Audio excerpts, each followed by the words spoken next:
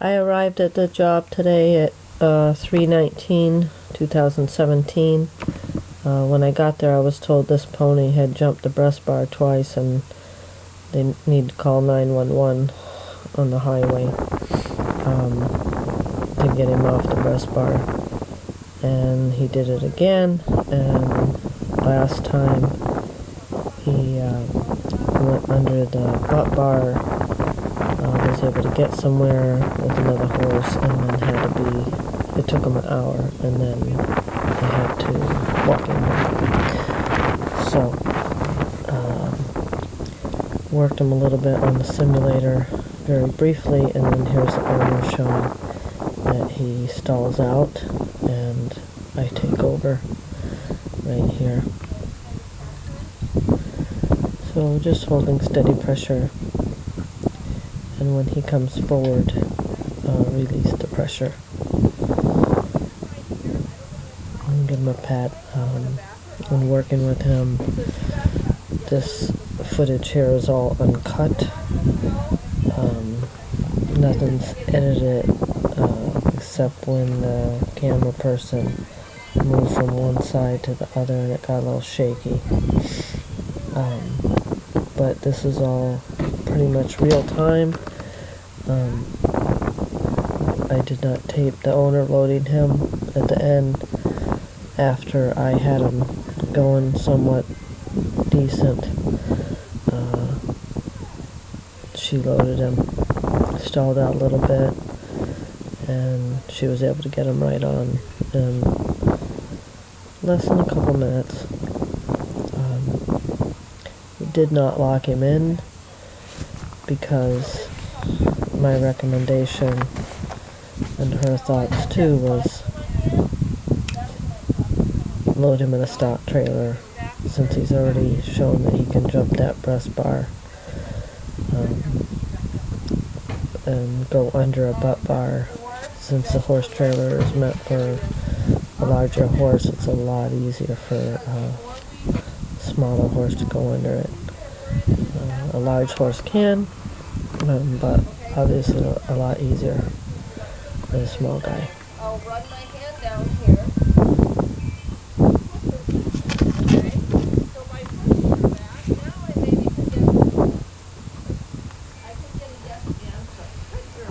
When the horse wants to smell, that's try. So as long as he's not turning around looking at the barn, we'll let him smell. Steady pressure. Release whenever he comes forward. And since this horse, the second time he had jumped the breast bar, it was because somebody rushed him at the back end. I can't remember how long it had taken, but that's what they did. So being rushed, or if you try to whip them on or hit them with a broom and all that, you're scaring the horse on, not teaching him how to load, teaching him how to give to pressure. He needs to learn to give to pressure. When you have pressure on his face, to give to it and earn a release, and not just to be scared in the trailer and tied up. When they're tied in the trailer, he has to know what to do if he pulls back and feels pressure, and it would be to come forward and not to pull back or hit their head or panic. The more he got into the trailer, or she, I think it's a mare, when she finally was going in, she was just shaking like a leaf. And so when she was volunteering to stay in a little bit and go a little further, I wanted to back her out before she wanted out, which was tricky, just to build her confidence up, let her understand that I wasn't going to trap her in there or force her in there, but breaking it down step by step. And as I did that, then she was willing to trust me to keep her safe.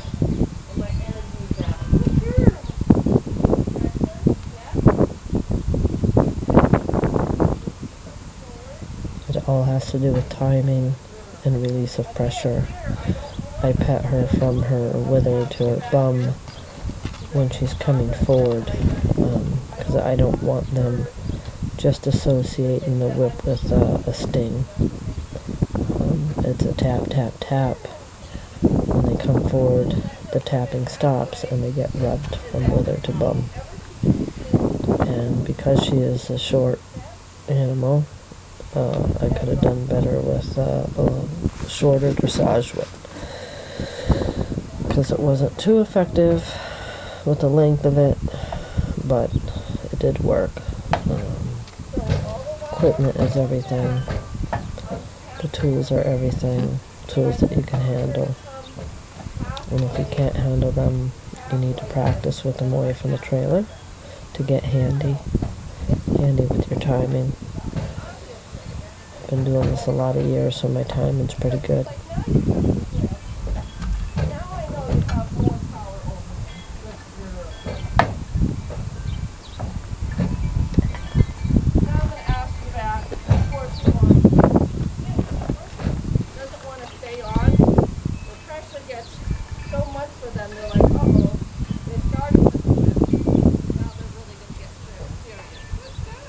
She just chose to step up there by herself, right?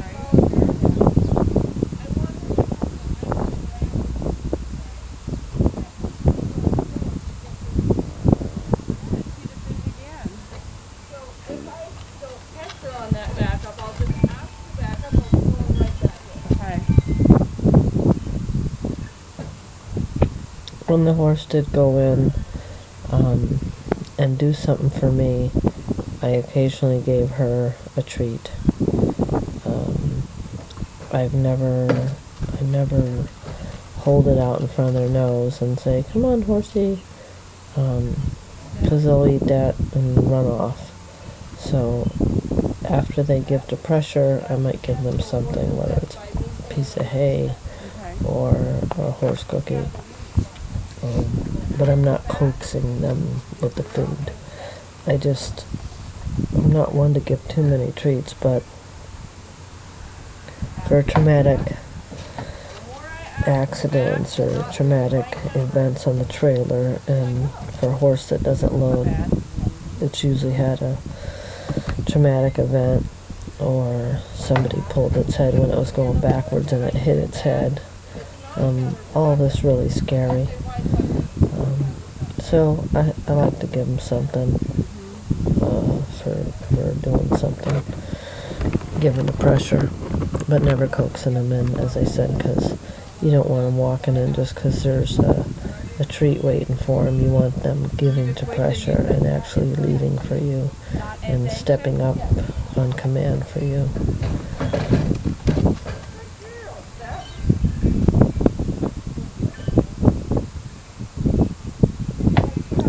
The total time that I was at the farm working with this horse was an hour and a half, actually a little under, and probably 15 minutes of it was away from the trailer, working in a simulator, and then also probably another 15 minutes leading and showing the owner how to do turns to the right. So Do you want me to do that? good half an hour or more before we ever came to the trailer. And again, this is all pretty much all the footage except for when I had the owner load the horse at the end. I didn't tape her loading, but he went on several times for her in just a couple minutes.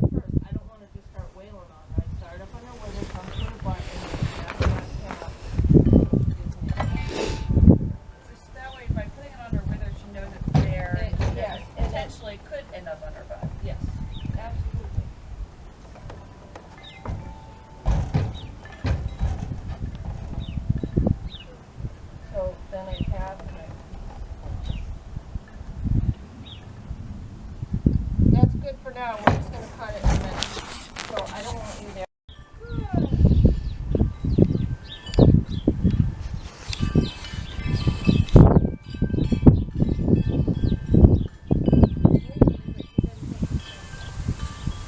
We only stopped recording for probably a minute just to let her stand on there. Didn't want to waste the camera with another horse to do after this. We had started with the partition completely open to make it more inviting, take the pressure off. At one point I had two ladies inside the trailer with me, and with her past history I did not want the horse jumping over the breast bar onto them. So with that partition open, that makes it more inviting, and then after a little bit loaded her with the partition shut. I think the other horse we started with it shut. But that's just one more way to start a problem loader, is to open it wide. Always making sure that breast bar is up, and the escape door can be open or not, but that breast bar has to be up, because if it's down, the horse can go out that escape door. And if you have one that's really claustrophobic, I'd close the escape door too, and maybe just have it cracked a hair. I've had people that don't want to put that breast bar up because they don't want to go underneath it and do the limbo, and they leave it down, and then the horse can come right to the other side. I've had clients that I've told them leave that breast bar up, and they had it down and the escape door open, and the horse went right in and right out. You might want to park along the side of the road, hon. One of my clients' horses went out the escape door and onto a vehicle through the windshield. I can pull my truck out. And then they called me. They didn't have me come out before, even though it was a problem, because they didn't want to spend the money. So they had to spend a lot more money at the vets when the horse went out the escape door and landed on a car. And I was able to load that horse in our 2-hour visit, and I probably loaded in 15 minutes after I did the groundwork. The most important thing about trailer loading is the groundwork away from the trailer. Establishing leadership, giving to pressure, following the feel, all that stuff. I've never ever given my horses treats because they've never had an accident. They've not refused to load. They do have hay bags waiting in there, so they do get something when they go in, but they just go in. So again, when horses have bad experiences, I do things a different way. And the best thing to do if you are a new horse owner is learn to load your horse, learn all these techniques away from the trailer, have some command of the horse, giving to pressure before you lock him in this death trap, really. He has to know what to do when he feels that pressure, and you can teach yourself what to do and what your hands need to do if a horse pulls back, by setting up a trailer simulator and practicing yourself and your timing and releasing, and the horse gives to pressure to make it enjoyable, safe experience to take your horse on the road and go ride on the beach or in a park, etc. Set yourself up for success. That's fun.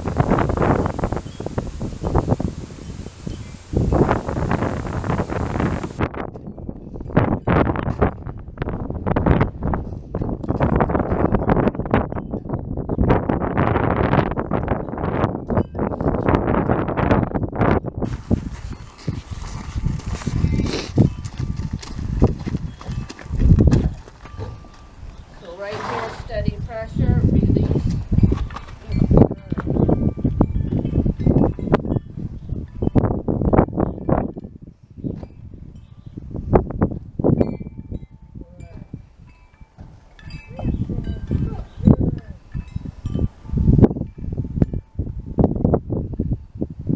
So see my hand drifting? Step.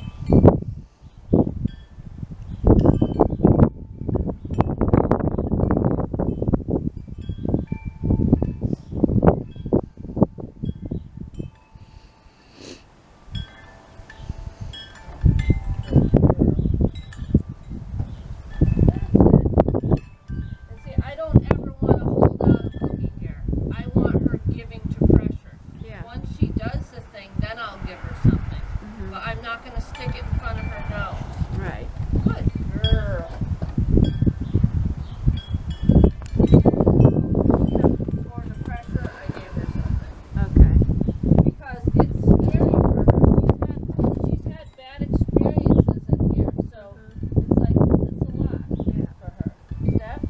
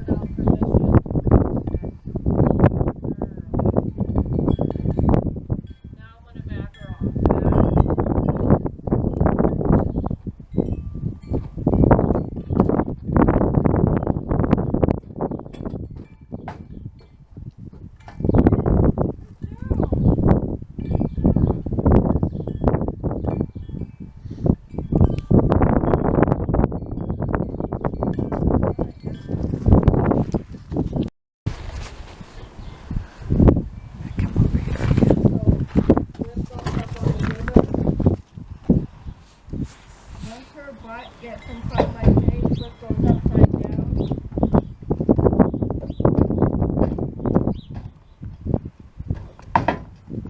Rub.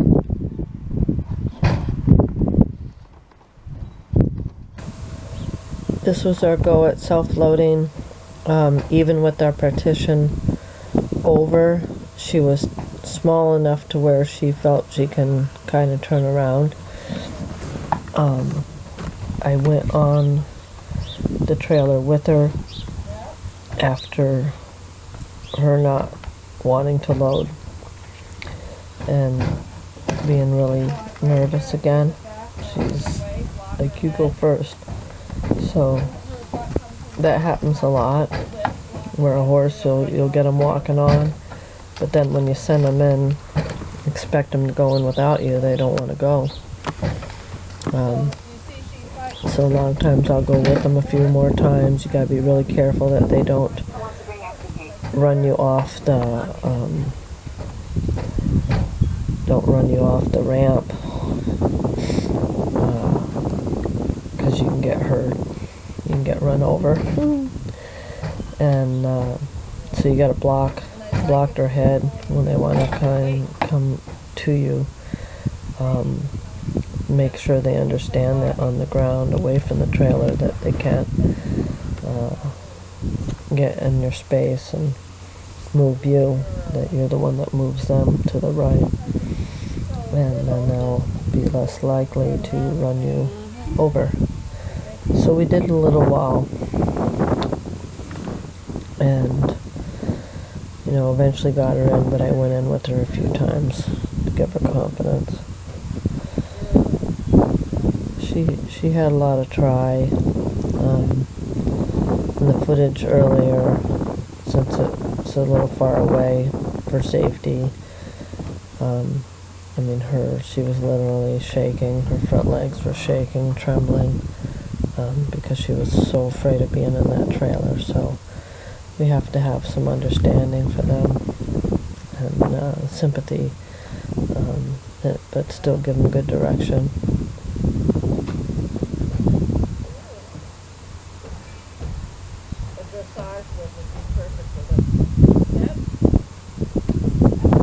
But at least you can see the beginnings of the self-loading. When you send them in, I want to look at the hay bag, my eye is on the prize. So I'm looking where I want her to go. And once the bum passes in front of me, and heads into that trailer, that's when I'll take it and flip it upside down, and use the rubber end to tap her in the bum. So I had to flip it back to the whippy end here, tap, tap, rub, and again when she goes in, then flip it back to the butt end, to finish tapping until she's in all the way, at which time we'd start working on the butt bar. But again, the butt bar caused her panic. We didn't need her having another bad experience. There I went in with her, and then I'll go back out and try to get her to go in on her own. But that just gives her a little more confidence, saying, okay, you first and I'll follow. Just like a horse that won't go out alone on the trail, you might be able to lead him out because you're a little ahead of them, and then when you get on their back, they're like, no, I'm not going out there by myself. You go first. The boogeyman get you. So we need to teach them to be brave and go in there and follow a feel, because we send them in. So she's a work in progress. She's done absolutely fantastic,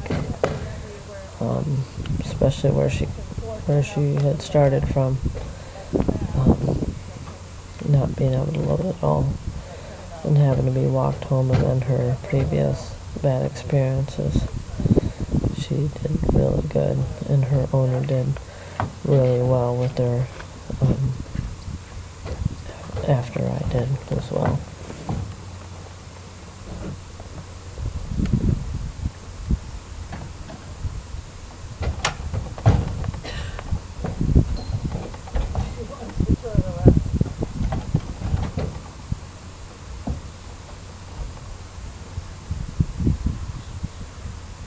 Thank you for watching, and I hope you learned something.